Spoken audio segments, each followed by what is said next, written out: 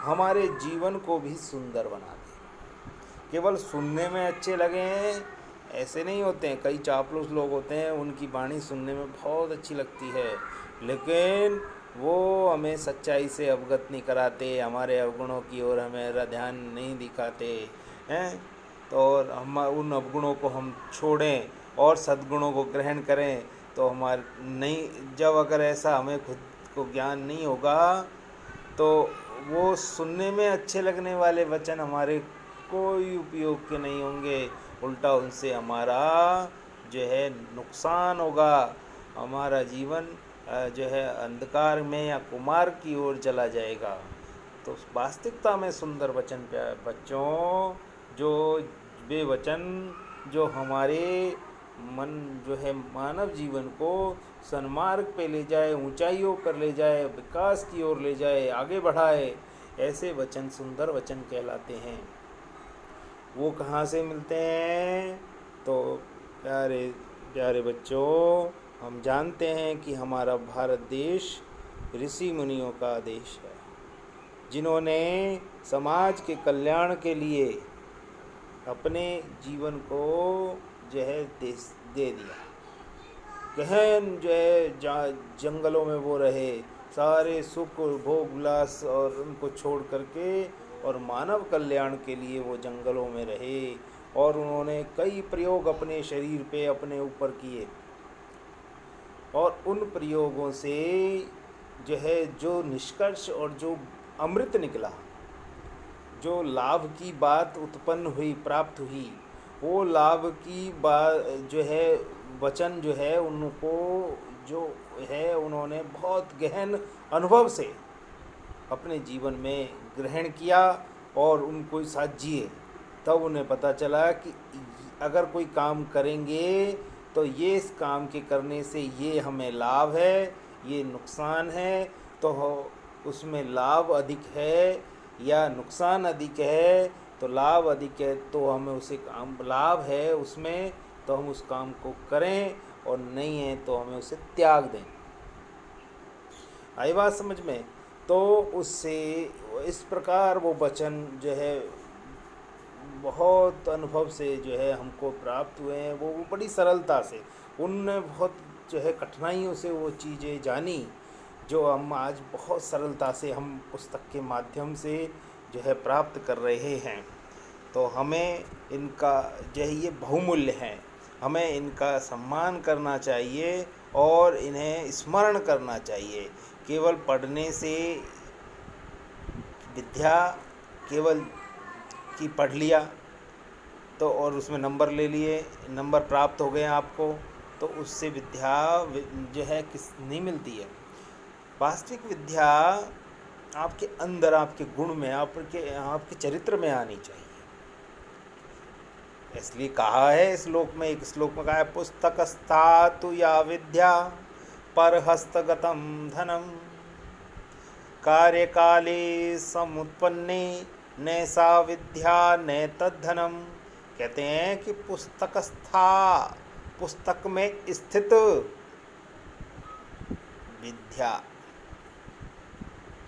और परहस्त गतम धनम, परहस्त मतलब दूसरे के हाथों में, गतम गया हुआ, धनम धन, पुस्तक में स्थित विद्या और दूसरे के हाथ में गया हुआ धन, कार्यकाले समुत्पन्ने, समय आने पर, न सा विद्या न तद्धनम, न वे विद्या काम आती है न धन। अरे जो पुस्तक की विद्या पुस्तक में ही रह जाएगी और हमें मिलेगी नहीं, हमारे अंदर नहीं आएगी, तो हम उसका उपयोग किसी समय जब हमें आवश्यकता होगी विद्या की, उस समय क्या किताब खोलने बैठेंगे और फिर देखेंगे उसका निराकरण? ना, ऐसा नहीं होता है। आपको वो अपने चरित्र में आनी चाहिए। पुस्तक आपके अंदर, आपने एक क्लास पढ़ी तो ये नहीं कि उसकी पुस्तकें आप साथ लेके घूमोगे, आप उसके ज्ञान को अपने अंदर इस तरह बैठाओ कि वो आपके जीवन भर आपके साथ रहे। और इसी तरह आप, और अगर पुस्तक लेके भी घूमोगे, कितनी तुम पुस्तकें जो है लेके घूम सकते हो, कितनी पुस्तकें लेके जा सकते हैं। जीवन में हम शुरू से जब पढ़ रहे हैं,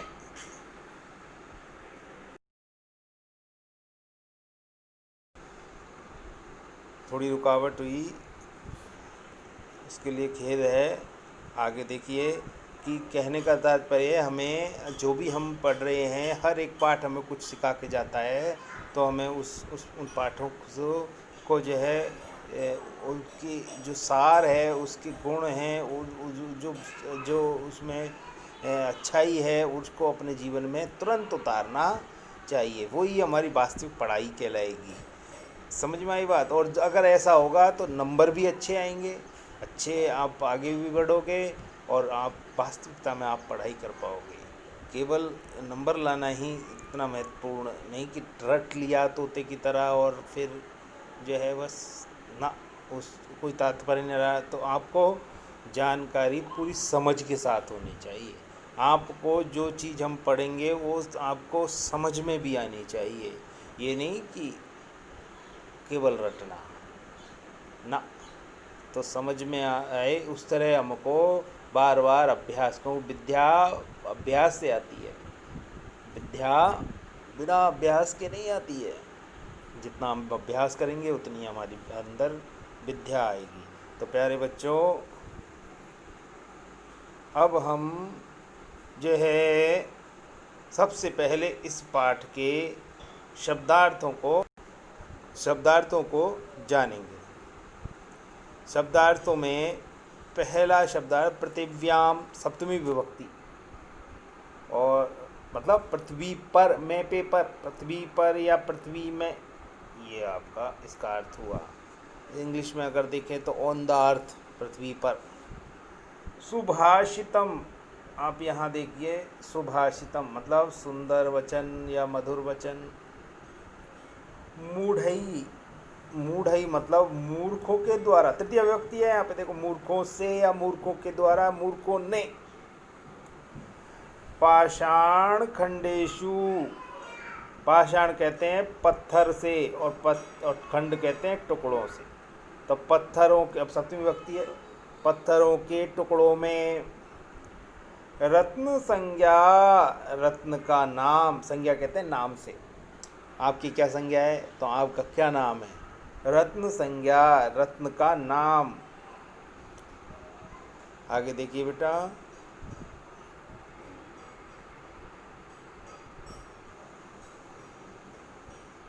विधीयते, किया या समझा जाता है, किया जाता है या समझा जाता है, विधीयते का तात्पर्य यह है।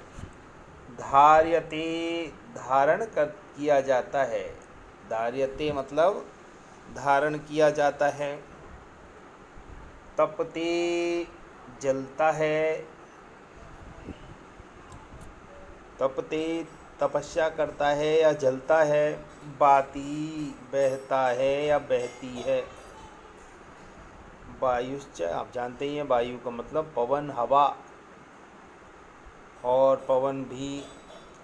प्रतिष्ठितम, स्थित है, स्थित है। तपसी, तपस्या में। शौर्य, बल में, शौर्य बल में। तपसी तपस्या में, शौर्य बल में। नए, नीति में। विस्मय, आश्चर्य। बहुरत्ना, अनेक रत्नों वाली। बहुरत्ना मतलब, बहु मतलब अनेक, रत्ना मतलब रत्नों वाली। और आगे है वसुंधरा, वसुंधरा मतलब पृथ्वी, धरा, वसुंधरा, वसुधा। सद्वीरेव, सद्वीरेव, यहाँ देखो जो विसर्ग संधि का उदाहरण है ऋतु संधि में, सद्विहि प्लस एव, तो विसर्ग का ऋतु संधि से र हो गया और सद्वीरेव इस प्रकार बना। सद्वी, सद सद सद सद्ध, सद्धि, सद्वी मतलब सज्जनों के द्वारा, ये सब तृतीय विभक्ति है। सज्जनों के के द्वारा या के से है, एव साथ ही, सज्जनों के साथ ही, सह आसीत, तीर संधि है यहाँ पे, सह प्लस आसीत, सह आसीत, साथ बैठना चाहिए, सज्जनों के ही साथ बैठना चाहिए। कुर्वीत करना चाहिए, सद्भिर्विवादम, सज्जनों से ही झगड़ा या विवाद। यहाँ भी वही ऋतु संधि का उदाहरण है, सद्भि ही प्लस विवादम है ना, तो ऋतु संधि से विसर्ग को रो हो गया, सद्वीर हमने जो है संधि में हमने इसको जान लिया है। आगे देखिए, वशीकृतिर्लोके, वशीकृतिर्लोके, क्षमा वशीकृतिर्लोके, क्षमा वशीकृतिर्लोके, क्षमा लोके कहते हैं संसार को, सप्तमी विभक्ति है, संसार में। क्षमा, क्षमा हम जानते हैं माफ़ करना, क्षमा करना। वशीकरण है, वशीकृति, वशीकरण है, वशीकरण कर, वश में करने वाला है।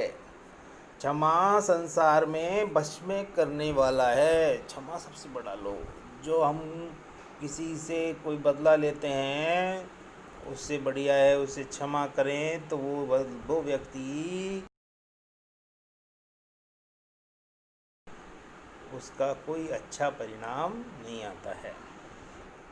न असद्वी, यहाँ पे दीर्घ संधि है, न प्लस असद्वी, यहाँ देखो वही ऋतु संधि का उदाहरण, क्षमा वशीकृति ही प्लस लोके, तो विसर्ग जो है उसका ऋतु संधि से जो है र हो गया। तो न असद्वी, असद्वी मतलब असज्जनों लोगों के द्वारा या साथ, न नहीं भाई, असज्जन लोगों के साथ नहीं। धन धान्य प्रयोगेषु, धन धान्य, धन धान्य के प्रयोग में,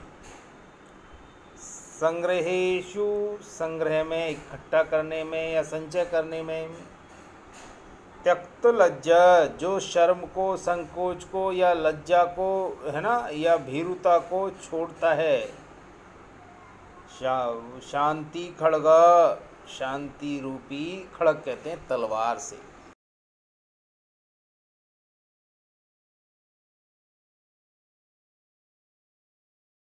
कहलाती है।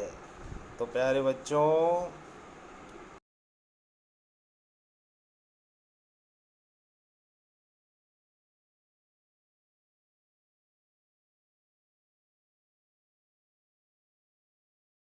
प्रथम पाठ का जो है इसके शब्दार्थों को जाना, और कल से हम इसके इस श्लोकों को गहनता से समझते हुए गहराई से अध्ययन करेंगे। तो प्यारे बच्चों, जो हमने आज शब्दार्थ जाने हैं उनका आप जो है अच्छे से स्मरण कर लोगे, और उसके बाद ही आगे हम कल पाठ शुरू करेंगे। धन्यवाद।